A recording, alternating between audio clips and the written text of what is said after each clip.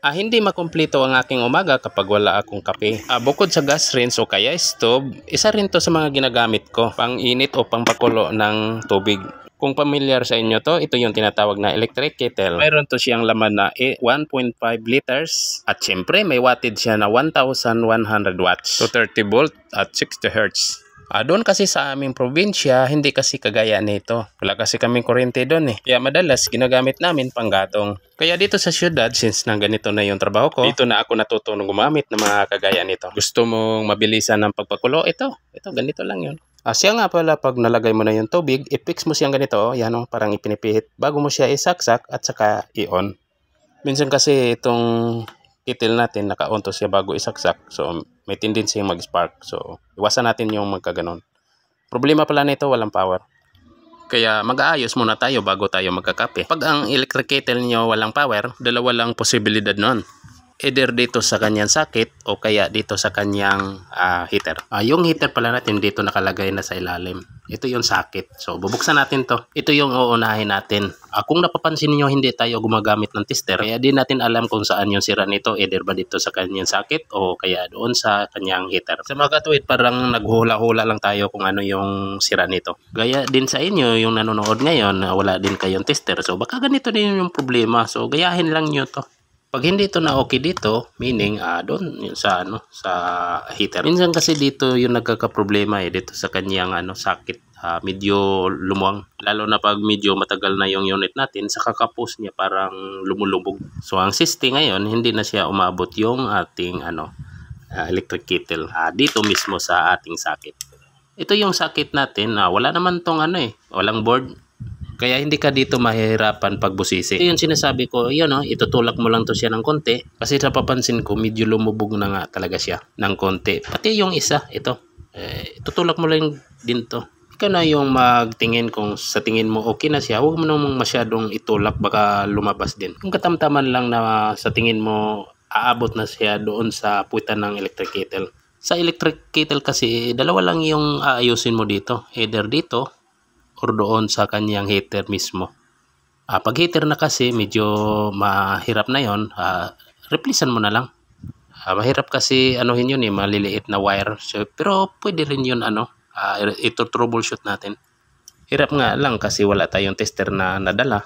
Need kasi natin na gumamit ng tester doon para makita natin kung ano yung mga putol. Maliliit lang kasi na wire doon Mas maliit pa yata sa hibla ng buhok. Ito lang muna yung inuuna natin kasi wala nga tayong tester kagaya ng sinabi ko. So ito lang, ibabalik lang muna natin. At least iniisa-isa ko para may idea din kayo kung ano yung possible na sira. Ito pag magiging okay ito siya, ibig sabihin dito lang yung may problema sa kanyang socket. Hindi na doon sa kanyang heater. Pagbalik, ganito lang yung pagbalik. Makikita nyo naman Maski walang alam, kayang-kaya nito. Hindi naman ito kagaya ng ibang appliances na napakadaming buksan.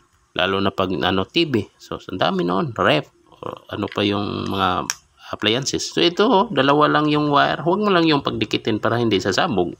Tingnan niyo sa gitna. Ayan kitang-kita naman yun. Yung dalawang tinutulak ko. Kanina kasi medyo lubog siya Ngayon, parang lumilitaw na siya. Ayan mamaya pag natapos to, tapos naging okay, may mga konting suggestion lang tayo para hindi agad-agad masira yung unit natin. Yung kagaya kasi nito na mga appliances, hindi naman to madalas na ginagamit.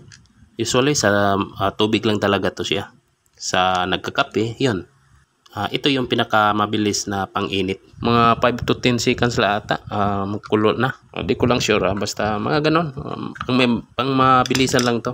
At ito pa since na hindi naman to talaga, wala naman tong board, kaya malakas ito siyang uminit dahil parang naka-direct lang to sa saksakan naka-direct.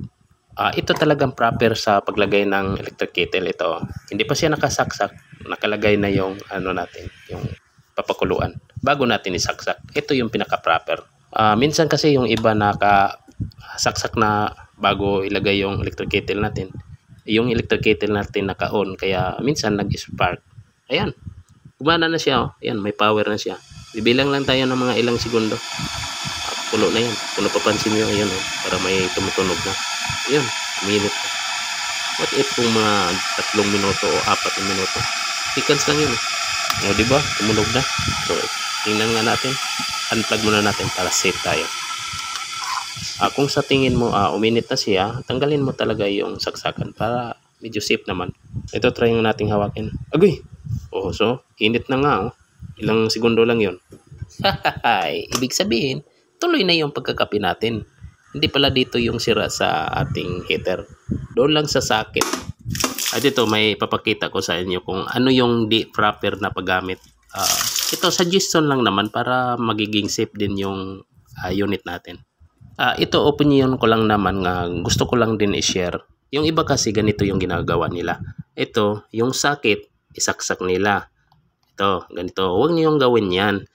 Yung isa naman, itong kettle natin, minsan kasi naka-on yan. Pag salpak mo yan, habang naka-on, so mag-i-spark. Di masira yung unit natin. Sabog!